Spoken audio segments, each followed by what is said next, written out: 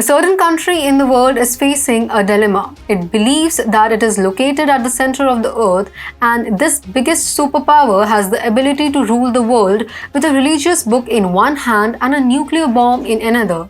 It can take care of everything under the sun, even inflation. You must have had a positive impression of this country after listening to this. Indeed, it is our beloved neighbor Pakistan. The shopping bags are lighter and the bills are heavy. What a fantastic time to be alive in Pakistan, where the citizens are living the dream of experiencing skyrocketing inflation to unprecedented levels. But wait, there's more. In the midst of all this chaos, the government has found a way to distract the public. They have decided to expose the former Prime Minister's love child, because clearly that's the most pressing issue in the country right now. It's almost as if government is saying, who cares about the economy and the suffering of people? We have a love child to reveal. India has always attempted to make the rest of the world aware of Pakistan's terrorist threat, but no one cared. Now, arch-brother nations like Turkey and China, along with Pakistan's mate in heaven, brother ISIS, are criticizing it. Let's talk about each one individually so that we can feel more sympathy for Pakistan. Hi and welcome to TFIPost. I'm your host Akanksha. Let's begin with the video report. In an earthquake on February 6, Turkey faced devastation. As of now, as many as 46,000 people have lost their lives. On February 8, Maryam Nawaz, the Information Minister of Pakistan, performed her duty to share information through a tweet that the savior of the earth, Pakistan's Prime Minister, was going to visit Ankara. His visit was to express solidarity with the calamity-hit nation, which he could not muster in his own country. The irony is that Pakistan's Supreme Leader photo opportunity was declined by Islamic brother Turkey. The refusal was formal, and the reason for the denial was the state machinery's indulgence in the rescue mission. Now I leave it up to you to decide whether it was the best decision or the worst decision by Erdogan, but I can tell you the real reason behind Turkey's refusal. Obviously, the reason is pretty simple. I mean, how can a country in need of assistance sit at the same table as the golden-crowned Sharif? Erdogan declined to meet Shehbaz Sharif out of modesty. Maybe you did not know the reason, but Shehbaz Sharif knew it very well. That's why he created a relief fund in Pakistan. He announced the donation of $30 million, which amounts to 810 crore Pakistani rupees. This seems like an easy, manageable amount for Pakistan considering its deep pockets. Prime Minister Sharif pleaded with all officials and leaders to collect alms for the fund and also donate their 1 month's salary if they are getting any. I'm not joking, the Balochistan province earlier defaulted on paying the salaries of officials.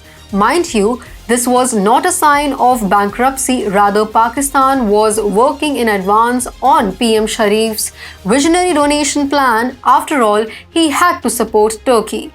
But as they say, good deeds face a lot of challenges, and Sharif was ditched by the members of parliament. One of the legislatures denied having any desire to donate. He cited a previous instance in which the money was sucked up by officials rather than used to help flood victims. He stated that he has lost faith in Pakistan's government.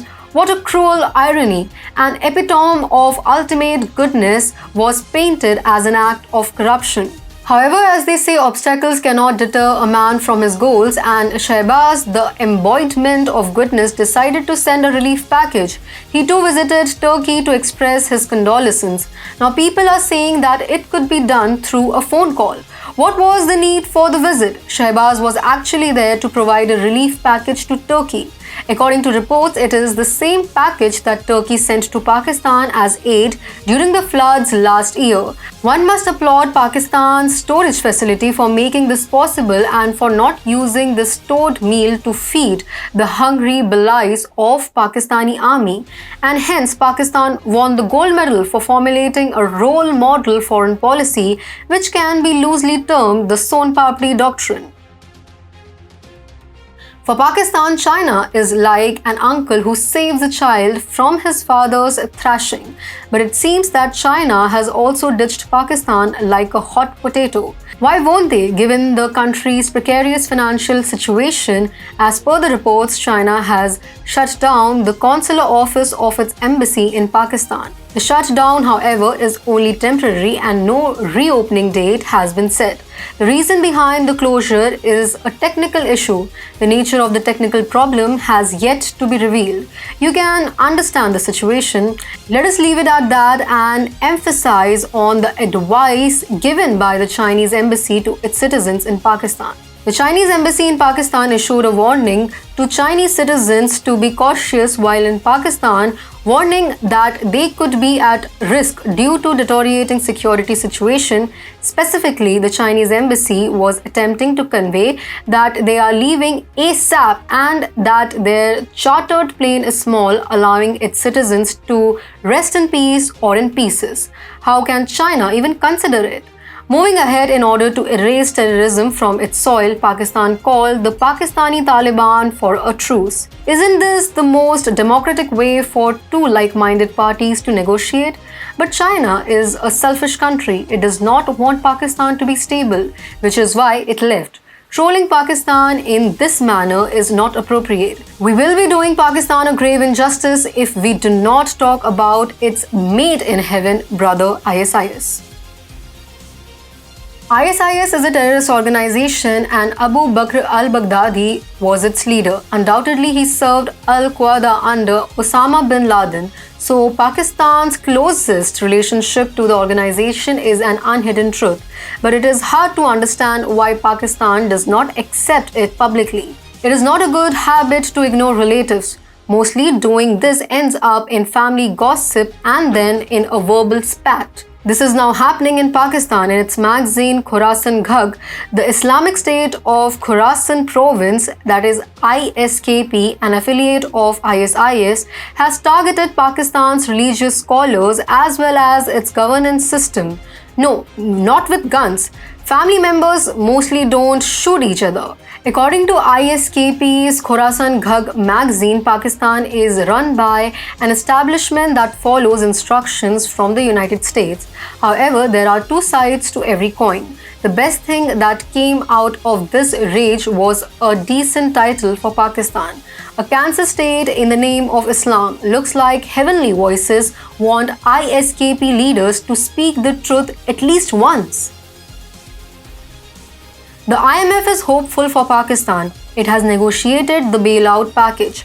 But once again, Pakistan failed to rack it up, and it all failed because its parliament failed to pass a crucial tax bill, which was a condition for the IMF's arms for the begging bowl of Pakistan.